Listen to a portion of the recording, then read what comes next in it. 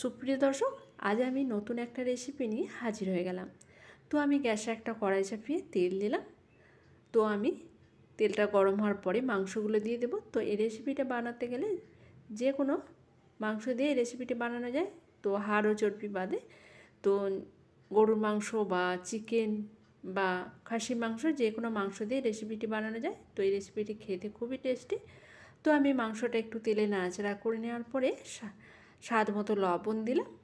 তো একটা বড় সাইজে পেঁয়াজকে কেটে রেখেছিলাম, তো পেঁয়াজটা দিলাম। তো আমি দেব আদা, কাঁচা লঙ্কা দিলাম, আর দিলাম রসুন।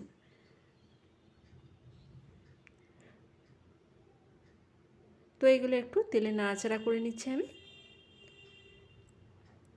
তো আমি গরম মশলা দিলাম তেজপাতা, দারুচিনি, এলাচ, লবঙ্গ দিলাম। তো আমি দিলাম ছোলা 1 কাপের মতন। তো ছোলাটা আমি আগে থেকে 1 ঘন্টা আগে আমি ভিজতে দিয়েছিলাম জলে।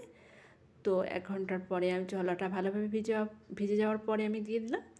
তো দিলাম হলুদের গুঁড়ো, দিলাম ধনিয়া গুঁড়ো, আর দিলাম ভাজা জিরে গুঁড়ো। তো আমি জল দিয়ে দেব। তো এটা প্রেসার কুকারও বানিয়ে নিতে পারেন। তো ছোলা ও মাংসটা ভালোভাবে নরমভাবে সিদ্ধ করে নিতে হবে। তো গ্যাসটা অল্প আঁচে রেখে আমি ঢাকনা দিয়ে দেব 15 মিনিটের জন্য। তো আমি দিলাম পুদিনা পাতা। তো পুদিনা পাতাটা আপনারা দিতেও পারেন বা স্কিপ করে যেতে পারেন। তো গ্যাসটা অল্প আঁচে রেখে আমি ঢাকনা দিয়ে দিলাম। তো 15 মিনিট পরে আমি ঢাকনাটা খুলে দিচ্ছি। তো মাংস, ছোলা খুব ভালোভাবে নরমভাবে সিদ্ধ হয়ে গেছে। তো জলটা ভালোভাবে শুকিয়ে গেছে। তো জলটা শুকিয়ে যাওয়ার পরে গ্যাস বন্ধ করে দেব। তো জলটা ভালোভাবে শুকিয়ে গেছে, আমি গ্যাস বন্ধ করে দিয়েছি। তো আমি এখন তেজপাতা, লবঙ্গ, এলাচ, দারুচিনিগুলো ফেলে দেব।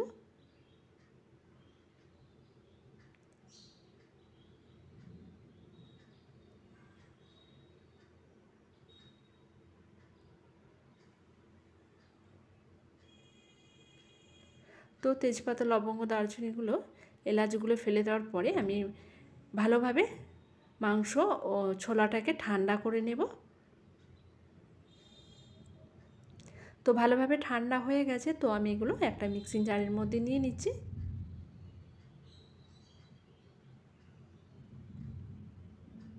তো ভালোভাবে পেস্ট করে নেব।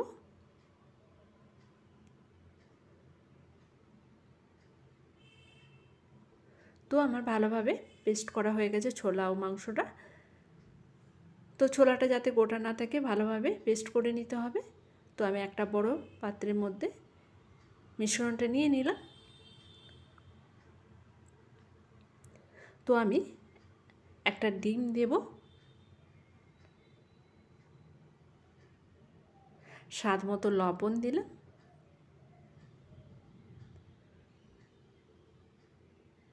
ভাজা জিরে গুঁড়ো দিলাম ও শুকনো লঙ্কা গুঁড়ো দিলাম। তো এই মিশ্রণটা আমি ভালোভাবে প্রতিটি মিশ্রণ ভালোভাবে মিশিয়ে নেব।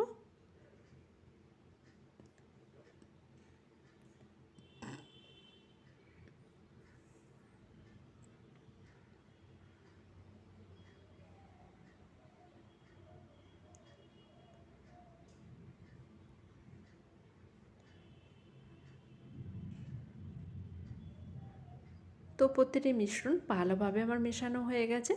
তো আমি সবগুলো বানিয়ে নেব। তো গ্যাসে একটা কড়াই চাপিয়েছি আমি। তো কড়াইটা গরম হওয়ার পরে তেল দিলাম।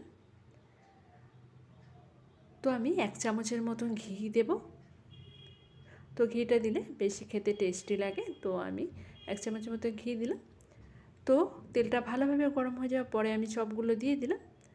তো গ্যাসটা অল্প আছে রেখে আমি ভেজে নেব। তো মাঝে মাঝে একবার করে উল্টিয়ে দেব। তো এগুলো ভাজতে বেশিক্ষণ টাইম লাগবে না, অল্প টাইমের মধ্যে ভাজা হয়ে যাবে। তো মাঝে মাঝে একবার করে উল্টিয়ে দিতে হবে যাতে এক সাইডটা পুড়ে না যায়।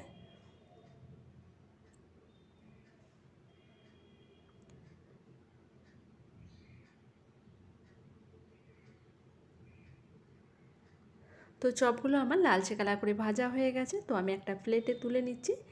তো বন্ধুরা, আমার রেসিপি যদি ভালো লেগে থাকে তাহলে লাইক, কমেন্ট ও সাবস্ক্রাইব করতে ভুলবেন না।